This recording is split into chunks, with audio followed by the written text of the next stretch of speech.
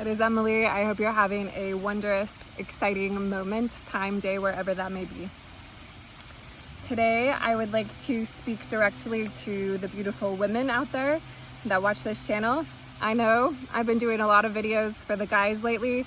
I really feel like men need support at this time. I think that there's a deep unraveling of toxic patriarchy going on our planet and a rising of divine masculinity and divine patriarchy.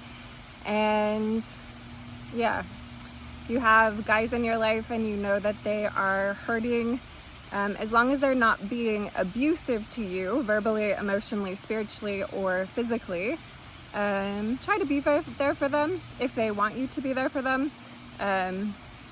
Yeah, I think a lot of them are kind of in their hermit mode where they're just like, go away, women. But eventually, and I think recently, they've been re-emerging. And yeah, so this is why I have been doing videos for men and ladies.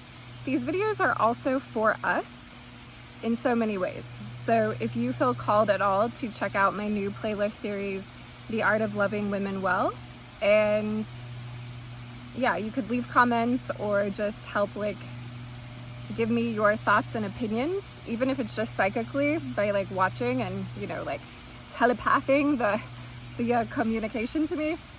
I can then do a better job of teaching the things that we really need as women on this earth at this time. Okay, so I want to clarify that I am talking to women that are in a female embodiment that naturally bleeds with the rhythmic cycles of the moon, or has a womb that came from a womb, that came from a womb, that came from a womb, so on and so forth. A natural born woman. Okay, this is what I am talking, who I am talking to. I want to be specific because I know that there's all types of different women, including trans women. And yeah, I'm just in love and service of the divine, and I want to be very clear who I'm speaking to. Okay, so women, I would like to distill in clear, constructive ways a lot of what I, Emily, have been learning since 2019 when I went through a Kundalini activation and a walk-in on the same day. It was like a, we'll just call it the wild ride, okay? It was a wild ride. And it's taken me many years to recover from that day. And as of late, I have been in such a great state of peace with the events and occurrences of my own life and the reasons that I had to learn, the lessons I came to learn, and how I have become a much more discerning human being, and also a much more in tune with my own femininity being, and how both of those things are really things I'm happy about, and give gratitude and thanks to both Divine Mother and Divine Father for. Yes. Okay, so let me enter into this conversation by saying that there's a lot of epigenetic scarring, and our DNA has been, it's in need of healing for many women, because of things we've personally gone through, and also because of things that our mothers have gone through, and things that our grandmothers have gone through, and our great-grandmothers, etc. Now, you don't need me to tell you that there has been a toxic patriarchal force on our planet that has done much harm to the feminine. And the real beauty is that the feminine is... Have you guys seen the new science that they've just sort of studied and are sharing? That it's not actually the man's genetics in the mitochondrial DNA that passes forward generation after generation after generation after generation after generation after generation, but it's actually the female DNA that holds the lineage. And I was thinking about this and feeling quite sad of like, how sad that I don't know what my true lineage is, because apparently the science is showing that male DNA stays within 3 generations and then it is fully exited. And yeah, so male DNA is like popping in for 3 generations, whereas like matriarchal DNA is going all the way back to like the first matriarch, you could say. And that's pretty cool. And, you know, I think that what's going on the planet right now is men are beginning to recognize the power of the womb. And I'm not talking about just the incredible, miraculous physical womb that like births babies, because my goddess, what a joy and a gift to this earth. But also the womb, like the holy womb chakra, like that divine mother presence that is the giver and gifter of life and form. And I personally have always loved being a human being. I know I met so many people on my path that have been like, I fucking hate this shit. And I think even in the darkest of my path, I never really stopped loving being a human being. I feel like I love humans, and I want humans to prosper and to retain all of their God-given birthrights in their true human form of everlasting beauty, goodness, and truth. And that is something that I deeply, deeply care about, and something I deeply observe in my own life, my own practices, and my own, I guess I'll just say embodiment, because that feels like the most correct match. But it's like, I'm not talking about just like physical embodiment. I'm also talking about light body, full embodiment, like the fullness of what we are as human beings when we are being who we really are, who we really came to be, and living our fullness of our purpose and our mission, free of manipulation, free of, free of any toxic, patriarchal domineering whatsoever. Okay, so now I would like to talk about the sanctity and the holiness of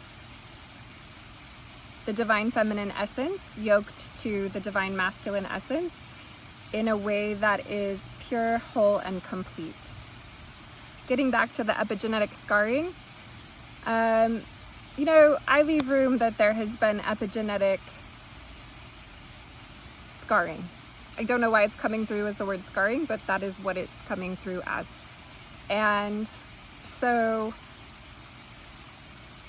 what I will say is that we live in this realm, on this planet, on this earth, where, you know, in February, there was like a journalist who found out that 62 million men had visited a website that men were like sharing tips on how to rape their wife.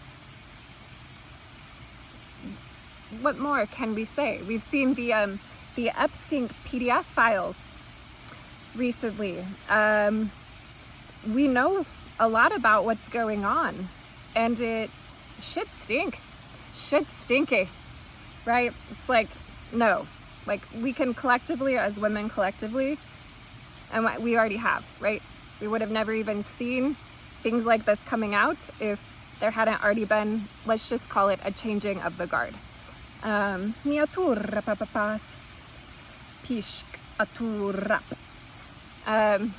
Okay, that's light language. Yeah, it makes a lot of people uncomfortable because they don't understand what it is. So I wasn't planning to speak light language, but because light language has come through, I will just set a clear intention here and now that everything is for the absolute highest and best good of all sentient beings. All sentient life forms on our entire planet and the well-being of the human heart, the human mind, the human womb, and the overall spiritual essence of divine source essence. Miasuya takia tu rapapapa sata rapapapa sa. Okay, so a lot of women, you guys, this is something I've deeply learned in my healing, is like I allowed myself to be treated like shit because my experiences had taught me that I was not worthy of being treated well. And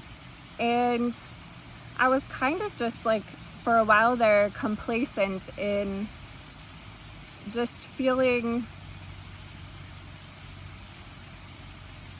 like I came from Salt Lake City, Utah.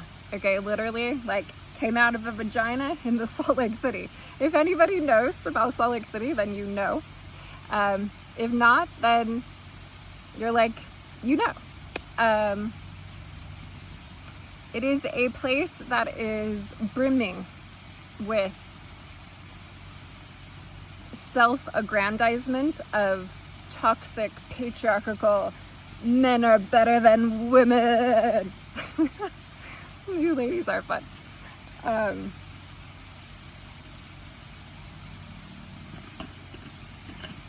Yeah, I think that's enough. I think that's all I'll say. So when I first started to heal, I was really angry, actually. And I've been very lucky because I was born into a family that was not of the faith that's predominant here. But I have extended family that is of that faith. And yeah, it gave me a sense. I grew up here, I was growing up mostly in the late 80s, early 90s. And there was a sense of being a misfit, an outsider, someone who wasn't welcome, someone who didn't belong, someone who wasn't holy enough, someone who just, people like, you know, said rude things to me, embarrassed me in the classroom. For example, just give you one small example.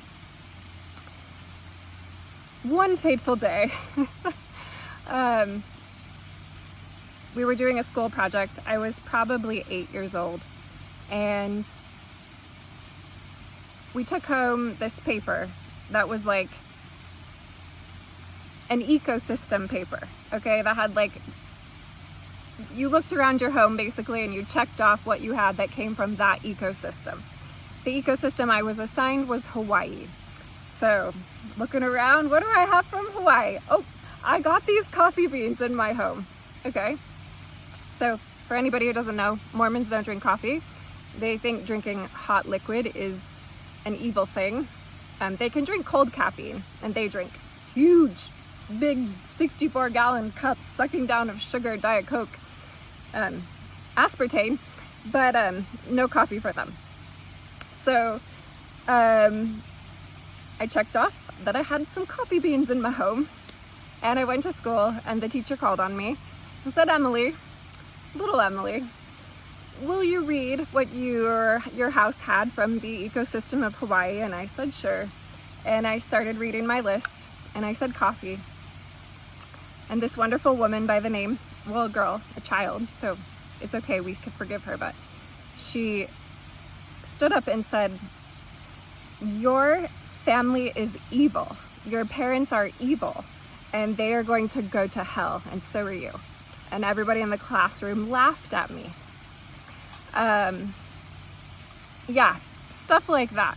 Like boys being like, yeah, I would date you, but only if you get dunked in chlorine water under fluorescent lights by some creepy man that you don't even know. Like, no, okay, no thanks. And I cried, and at times wanted to be baptized as a Mormon person, but my mom and dad were just like, no. And if you're Mormon, maybe just do some research about the founder of your church that was like literally, like absolutely a pedophile. And I don't know many pedophiles that are actually carrying the light of Christ within them. So maybe you should do some research. And I'm sorry if this offends you. Definitely, you're welcome to stay, but we're probably not a match. Okay. All right. Let's continue forward. So as I have been working within my own lived experience this life and returning myself to an embodiment of my own soul's truth and my own knowingness and my own understanding that women are so holy and divine. It is not just men on our planet who have the ability or power to hold divine authority within their physical embodiment. In fact, that I laugh. Now I laugh. Now I can laugh hysterically at that. But honestly, that was a really hard belief for me at a certain point in time, that women were equally divine. I mean, that itself is the toxic patriarchy, but let's just listen to this young guy that's like obviously a star. Babies didn't come from women. Imagine they came from like a literal portal on Earth. How would you treat that portal? There would be constant religious ceremonies at the portal. People would be laying down flowers. People would be giving fruit as an offering.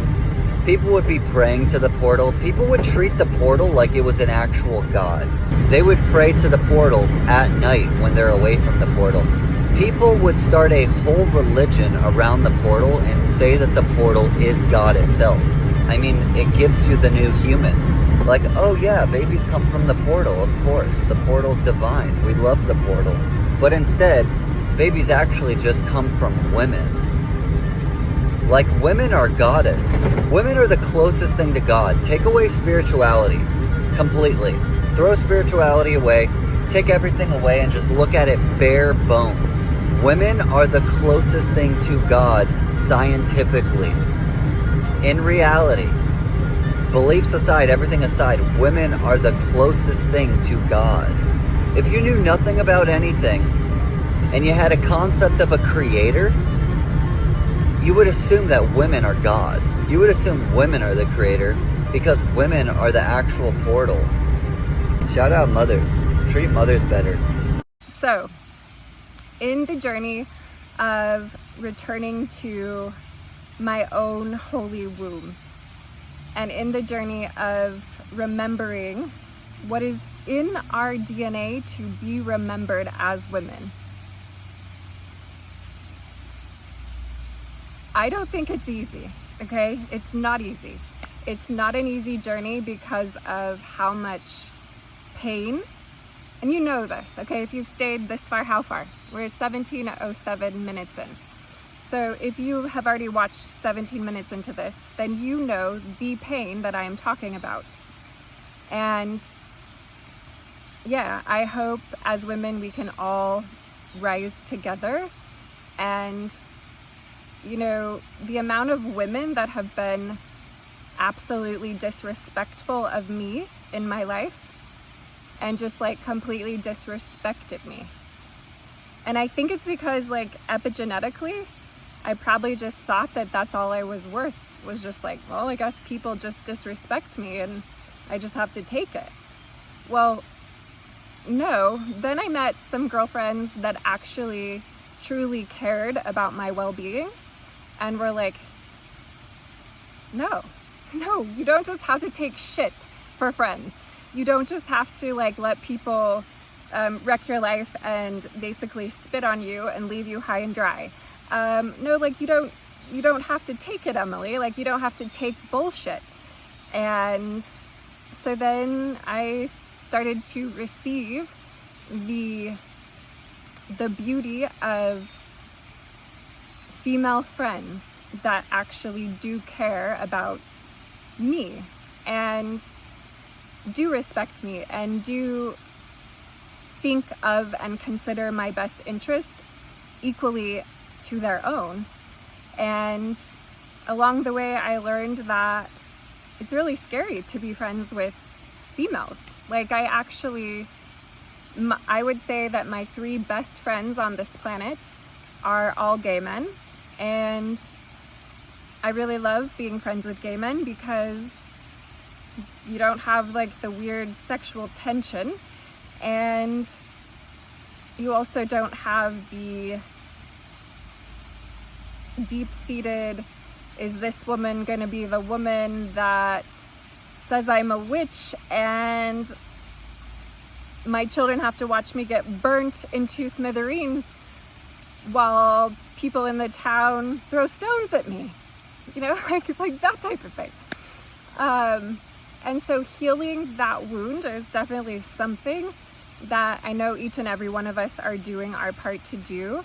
And I think it's really important to have firm boundaries about the type of energy that you do. And this is what I can say is we as women need to have very firm boundaries. Okay. And my friend Bethany, she's really taught me about sacred rage. And the fact in knowing that female rage that comes from this center point, female rage, it's like actually sacred. Like it's like sacred, holy rage, because you only get that rage, and you know it if you're feminine and you've ever felt that female rage. It is a boundary point. It is like when you feel that, that is like put up your boundary, and whoever passes that boundary, they can get the like, you know. And as women, I don't think we should use the thorn that is on the rose ever, if ever.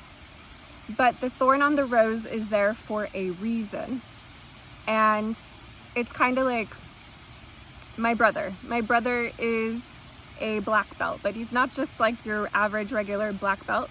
He's like a type of black belt that like literally he has had to learn the embodiment to be able to get like punched in the face in a space and to look at whoever punched him and be like, you do that again, and you will fucking die. Because like that is the power of what his hands hold. And so yeah, a lot of men who are in martial arts, they actually have to verbally warn people that their body is a weapon, because they are so well trained to do these, like, I don't know the word. It's like a kiyata, and they go, hey, you know, like that type of thing.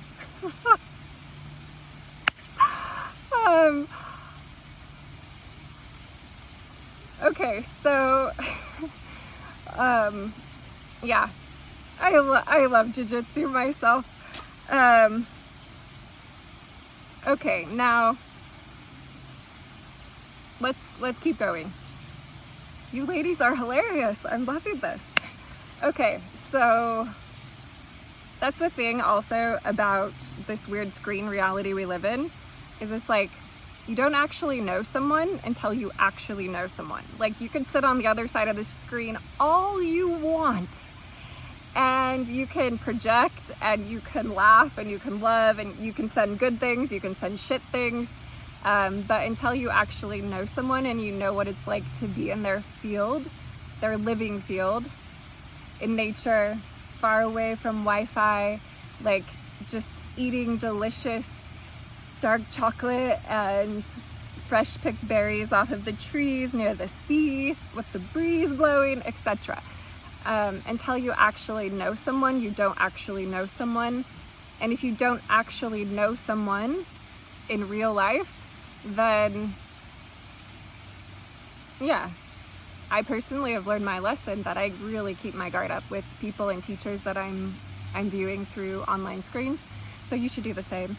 But yeah, may we meet. We'd probably be great friends.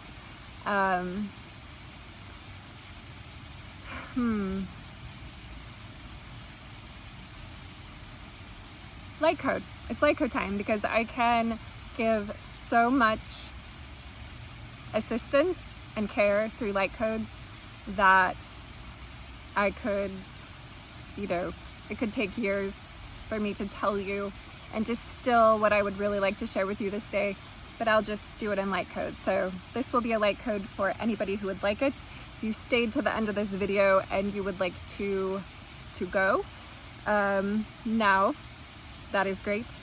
If you'd like to stay, please stay. Okay, let us begin.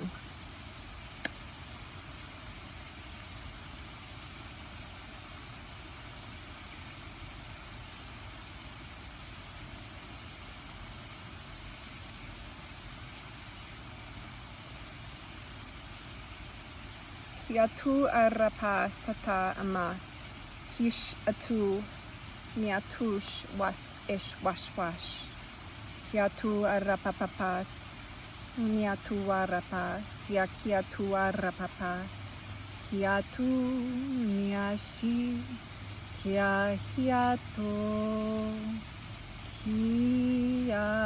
kia mona satura miato wash hiatara siatama hiato wala sheye siatua kialua yamake hiata miara kuria sia tiawash miatura piasianto warahe hiatua siamiano warahe hiatu miasa lamete sheke mehe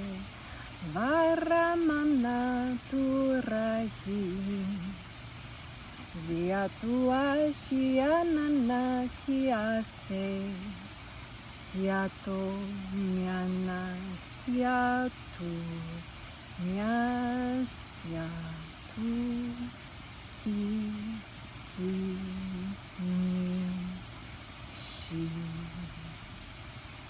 Yatua rapapa siatia kia mama tuaraba siatia kias ara nyasu ati arapapapa ki aras nyashushu bata iki sapa tu ash eyaka urapapa iyasasa ishashasha miatua kia sata arapapa iatia tu ara.